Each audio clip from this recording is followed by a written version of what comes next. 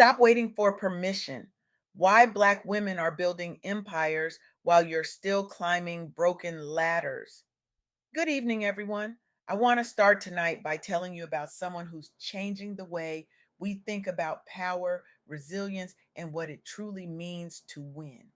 Her name is Terra Sands, and she's not just a visionary, she's a revolutionary. Terra is reshaping entire communities, dismantling narratives that have kept us small, and proving that the most powerful transformations don't happen with permission, they happen with purpose. Tara's work is creating pathways for economic independence, for healing, for Black women to step into their full power without apology. Tonight, I'm sharing what Tara taught me because it will challenge everything you think you know about struggle, success, and who gets to thrive. Let me ask you something. When you hear that Black women face an unemployment rate of 7.1%, that 69.2% of tech layoffs in 2022 were women, that Black women are disproportionately pushed out of the industries they helped build, what story does your mind tell? Be honest with me. Does it whisper, that's tragic? Does it sigh, another barrier? Does it settle into that familiar groove of sympathy, maybe even pity? Here's where Terra Sands flipped everything for me. While those numbers are real, while those battles are being fought in boardrooms and living rooms and courtrooms every single day, something else is happening. Something the headlines are missing, something that should be shouting from every rooftop in America. Between 2017 and 2022, Black owned employer businesses grew by 56.9%. 56.9%. That's not incremental progress. That's not a feel good statistic to tuck into a diversity report. That outpaced every other racial group in this country, every single one. So let me ask you this. What if the story we've been telling ourselves is wrong? What if this isn't a story about victimhood at all? What if this is a story about warriors who looked at every closed door, every broken promise, every rigged system, and said, fine, I'll build my own house with my own blueprint on my own terms? Terra Sands showed me that we've been asking the wrong question this whole time. We keep asking, how do we help Black women survive? When the question we should be asking is, what happens when Black women stop waiting for permission and start building empires? Let me tell you about Latoya Elder. Latoya is a Black woman working in tech, an industry where Black women hold just 14.58% of federal STEM roles. An industry where, for every 100 men promoted to manager, only 82 women of color get that same opportunity. 82. Let that sink in. The corporate ladder isn't just broken for Black women, it's rigged from the ground up. Latoya looked at that broken rung, the one that's been splintered and cracked for decades, and she didn't try to fix it. She didn't beg for a seat at the table. She didn't wait for someone to recognize her brilliance and finally give her permission to lead. She co founded initiatives to build an entirely new pipeline, mentorship programs, recruitment strategies designed specifically for Black women, an entire ecosystem built to bring Black women into tech, not as tokens, not as diversity hires, but as leaders, as innovators, as the architects of the future. And here's what happened: retention rates increased, representation grew, visibility expanded. And Latoya didn't just change her own trajectory, she changed the game for hundreds of women coming up behind her. She took that 7.1% unemployment rate and turned it into a rallying cry for self determination. Tara Sands told me Latoya's story, and I had to sit with it because this isn't just about resilience in the face of adversity. This is about refusal.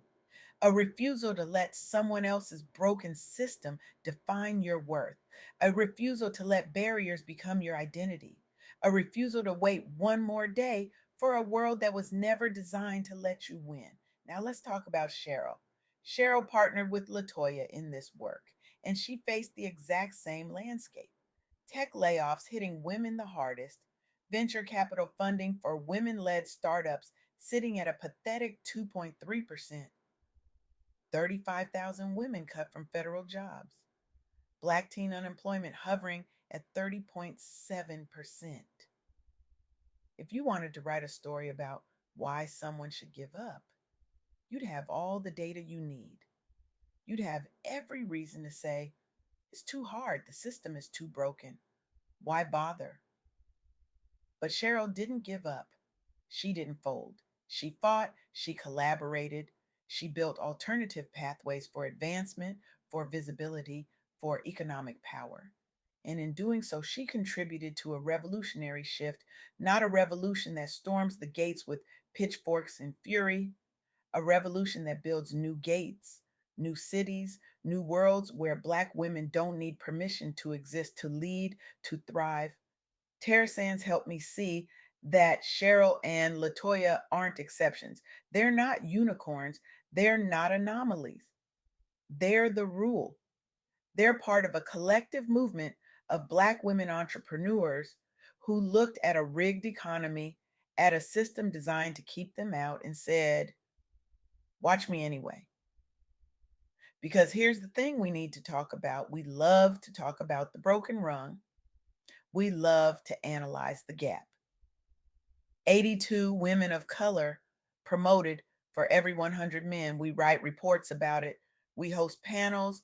We create task forces. We nod solemnly and say, yes, something must be done. But while we're talking, Black women are doing. They're not waiting for corporate America to fix its ladder. They're not holding their breath for venture capitalists to suddenly see their value. They're building rocket ships. Let me give you the numbers that should be plastered on every billboard, every news channel, every business school case study in this country. Black owned employer businesses grew 56.9% from 2017 to 2022. Black entrepreneurs now own 13.1% of all businesses in America.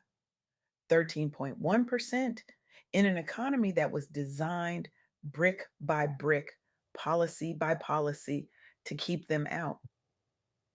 Terra Sands walked me through the data from Black Futures 2030, and I had to sit with it for a long time. Because what it reveals is this: Black women aren't just surviving systemic barriers, they're not just enduring, they're turning those barriers into fuel. They're taking the fight or flight energy that comes from living in toxic environments, from navigating family battlefields, from enduring relationships that felt like war zones. And they're channeling it into something sacred: economic independence, self love, unbridled peace. And that's where this gets deeply personal. That's where Terra Sands really challenged me to think differently, because we've been taught that strength looks like endurance. That resilience means taking the hit and getting back up over and over and over again. That being a warrior means staying on the battlefield forever, no matter how exhausted you are, no matter how much it's costing you. But what if the real victory isn't staying on the battlefield? What if the real power is walking off the battlefield entirely? What if the most radical thing you can do is say, I'm not fighting in your war anymore. I'm done performing strength for people who will never see my value.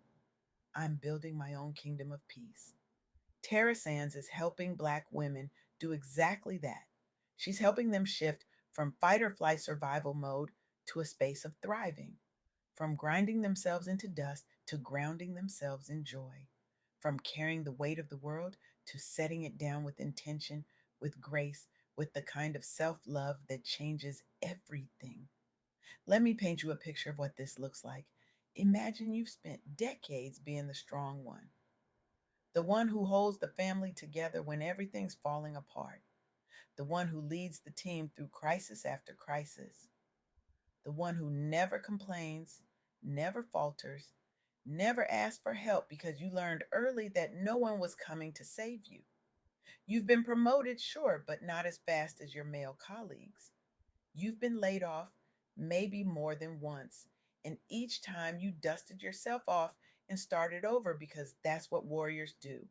You've watched venture capitalists fund mediocre ideas from people who look nothing like you, while your brilliant pitch, your game changing vision, gets a polite smile and a not right now.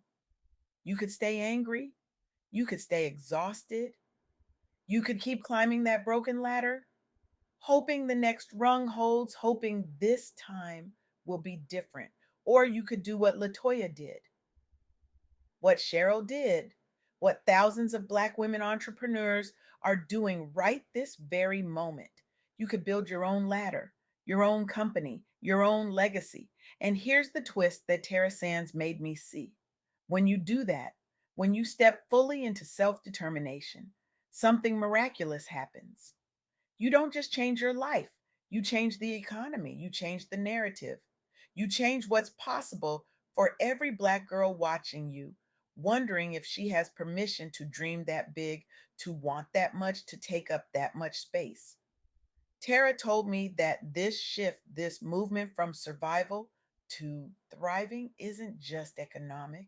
It's not just about the money, though the money matters. It's spiritual, it's emotional, it's about healing in real time.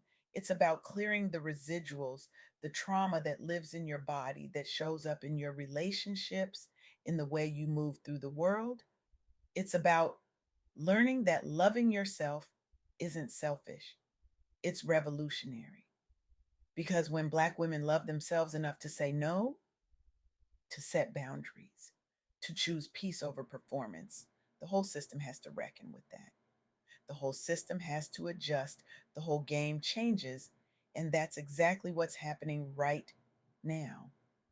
While unemployment rates and promotion gaps make headlines, while we debate diversity initiatives and pipeline problems in conference rooms, Black women are quietly, fiercely, joyfully building an entirely new economy, one where they don't need permission, one where they don't wait for the broken rung to be fixed, one where they are the architects, the CEOs, the visionaries, the ones writing the rules.